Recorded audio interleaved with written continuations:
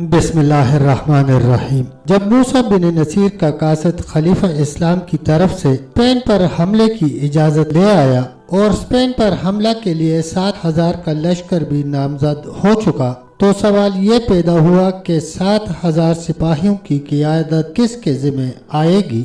اسلامی فوج میں سینکڑوں تجربہ کار اور دلیر سپہ سالار موجود تھے جنہوں نے موسیٰ بن نصیر سے درخواست بھی کی کہ اس معرکہ میں انہیں بھیجا جائے۔ خود ان کا سکا بیٹا اس موقع پر سالاری کا امیدوار تھا، مگر موسیٰ بن نصیر نے اس موقع پر ایسا فیصلہ کیا جو تاریخ میں انوکھا فیصلہ تھا۔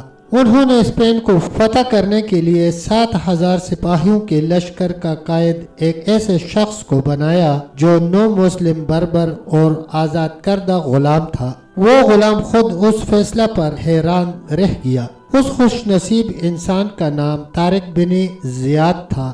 سب لوگ اس فیصلہ پر حیران تھے کیونکہ موسیٰ بن نصیر نے اپنے سکے بیٹے پر اس نو مسلم آزاد کردہ غلام کو ترجیح دی تھی۔ بے شک اسلام میں انسانی وقار کی یہ لاجواب مثال تھی۔ موسیٰ بن نصیر نے طارق بن زیاد کے نائب کا عہدہ مغیث رومی کو دیا جو عمر میں طارق بن زیاد سے بڑے اور خاندانی مسلمان تھے۔ انہیں اندازہ تھا کہ طارق بن زیاد کی نظر بہت بلند اور مستقل مزاج ہے۔ طارق بن زیاد نے سپہ سالاری ملنے پر اللہ تعالیٰ کی بارگاہ میں دعا کی، اے مالک دو جہاں، مجھے ہمت اور توفیق عطا فرما۔ جو ذمہ داری مجھے دی گئی ہے اس کو پورا کرنے کی ہمت دے، آمین۔ طارق بن زیاد کو اسپین پہنچنے کے لیے سمندر پار کرنا تھا۔ تمام سپاہی اپنے سپہ سالار کی قیادت میں سمندر کا سینہ چیرتے ہوئے منزل کی طرف روانہ ہو گئے۔ اسپین کے ساحل پر جہاں لشکر نے پڑاؤ کیا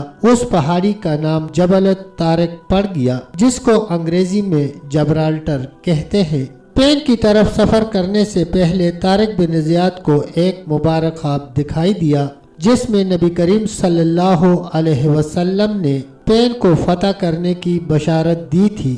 یہ 5 رجب 92 ہجری کا دن تھا جب اسلامی فوج اسپین کے ساحل پر اتر گئی۔ اس وقت بحری جہاز نہیں ہوتے تھے، صرف بحری کشتیاں ہوا کرتی تھیں۔ جب اسلامی لشکر اسپین کے ساحل پر اترا تو طارق بن زیاد نے ایک ایمان افروز خطاب کیا اور کہا، ابھی وقت ہے، میں تم لوگوں کو اچھی طرح غور و فکر کرنے کا موقع دیتا ہوں۔ میں تم سب کو بتا دوں کہ یہ معمولی مہم نہیں ہے۔ ہم یہاں پر اجنبی ہیں، یہاں کے راستوں کا ہمیں علم نہیں ہے، ہر طرف مختلف مشکلات پیش آ سکتی ہیں۔ ہم تعداد میں بہت کم ہیں جبکہ عیسائیوں کے پاس بھاری جنگی سامان ہے۔ میں تم سب پر سختی نہیں کرنا چاہتا، اچھی طرح سوچ لو اور فیصلہ کر لو، ابھی وقت ہے۔ تم میں سے جو واپس جانا چاہتا ہے وہ چلا جائے۔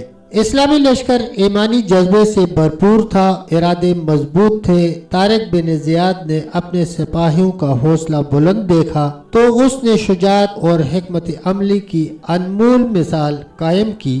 لشکر اسلامی کے سپہ سالار نے نہایت حوصلے سے حکم دیا کہ جن کشتیوں پر سوار ہو کر ہم یہاں آئے ہیں ان سب کو آگ لگا دی جائے۔ اسلامی لشکر نے اپنے سپہ سالار کے حکم پر کسی بھی قسم کا اعتراض نہ کیا اور فوراً تمام کشتیوں کو آگ لگا دی گئی۔ دیکھتے ہی دیکھتے تمام کشتیاں جل کر راکھ کا ڈھیر بن کر سمندر کے پانی میں ڈوب گئی۔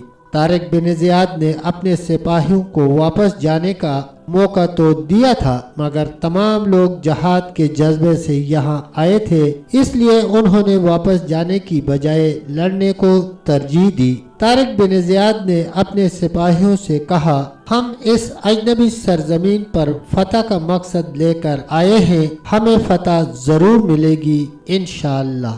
تب تک دوستو اتنا ہی، ملتے ہیں ویڈیو کے اگلے حصے کے ساتھ، تب تک کے لیے اللہ حافظ، اللہ نگہبان۔